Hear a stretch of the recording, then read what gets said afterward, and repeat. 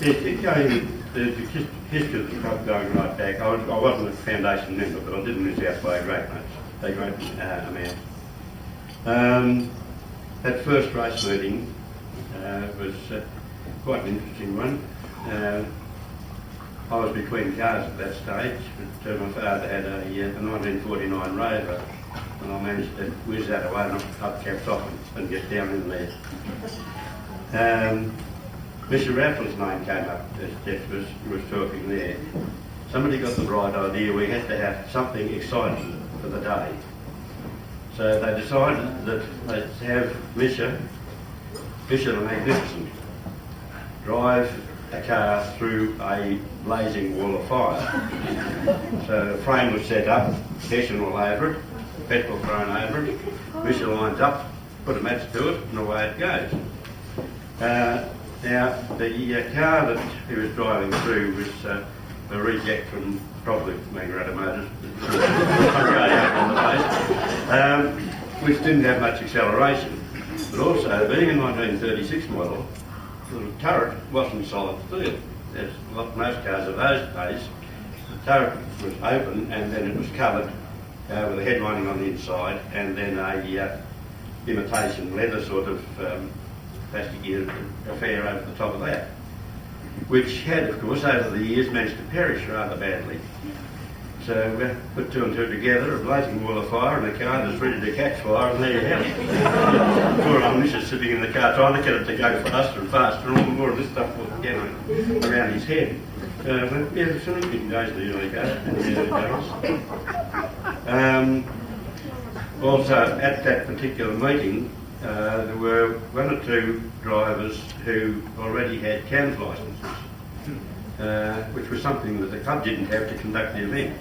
So those particular drivers also felt the wrath of CAMS.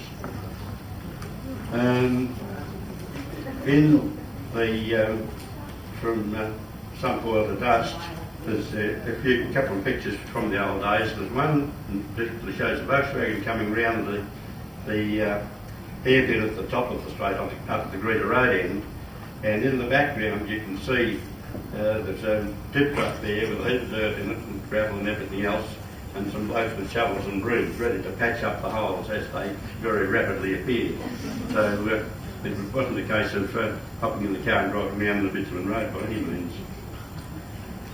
The days in the common, as Jeff had mentioned there, the water conditions, it just got very swampy and so forth. In one particular meeting, when particularly the start-finish area was rather muddy, and there was a chap called Haig Hurst, who was driving an Austin Healy, and Lou Molina in his Special, which is also in the Some Oil to Dust book. And they're sitting side by side waiting for the starting flag, and one looked over at the other looked the other way, and of course, sports yard low down, somebody restarted the door, handful of mud across to the other one. It wasn't very long before there was another lot of mud coming back the other way, so that held up the start for a little while. That's just a bit of a summary of the airstrip days. Moving out to Tara, we set out the course, and of course, as Jess mentioned, heaps and heaps of working bees.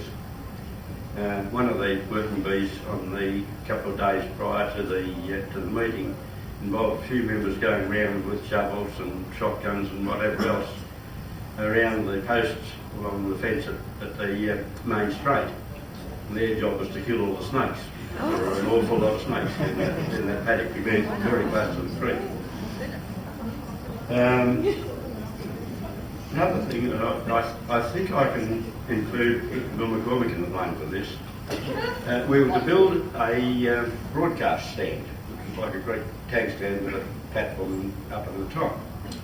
So we dug the holes, put it in, poured the concrete all around it, and Jack Phillips, who was not been president at the time, but he was way up in the committee.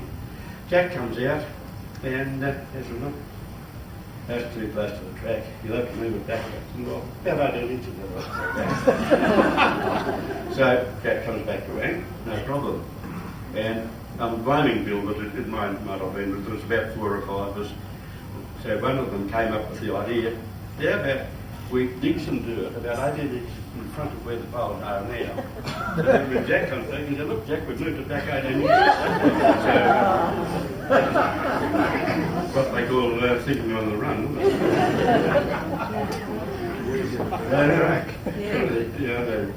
Well, one of the problems that showed up too, we're talking about the track breaking up.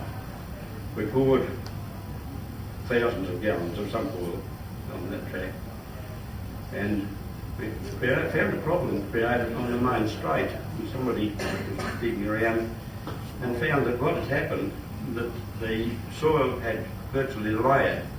There was a layer of gravel and then a layer of subsoil on that, and then another layer of gravel and another layer of subsoil. Now, whether it was to do with moisture in the ground or what it was, I don't know, but it was almost like a layer cake of subsoil and mud. So that was one of those, and that would have had to been dug up completely and foundations laid and all sorts of things. So that was another thing that came into consideration when we gave away the race money. We had a bit of fun and games, rounding up some sponsorship for the track. There's Jack Cox, Ted Gray, Pete Nolan and so on went down to Melbourne, it was, and calling on various companies, a couple of whose executives had come from the northeast, but trying to get a bit finished up. We got sponsorship from KLG and BP and to a lesser extent one or two others, so that helped get the track off the ground. The feature was just also mentioned the 26 races in one day. There was not only a record, so much ahead of anything that ever had been done before. And it all boiled down to a system that probably Tack Phillips, I think, came up with, was before the first race was due to start, you got the competitors for that race out onto the track, so that when the flag was due for on time, everyone was out there. But while that was happening, the grid marshals were also rounding up the cars for the next race and bringing them up to the pit entrance. The race was held, and as soon as the cars, the last car passed the finish line, while they're finishing their slow down lap, that next group of cars were put out on the track. And as a result, the wedding flowed virtually non-stop right through the day, and got us that record of races. We had a bit of machinery around the place, and we had an old Leyland water water truck, which was either bought from or given to us by the council.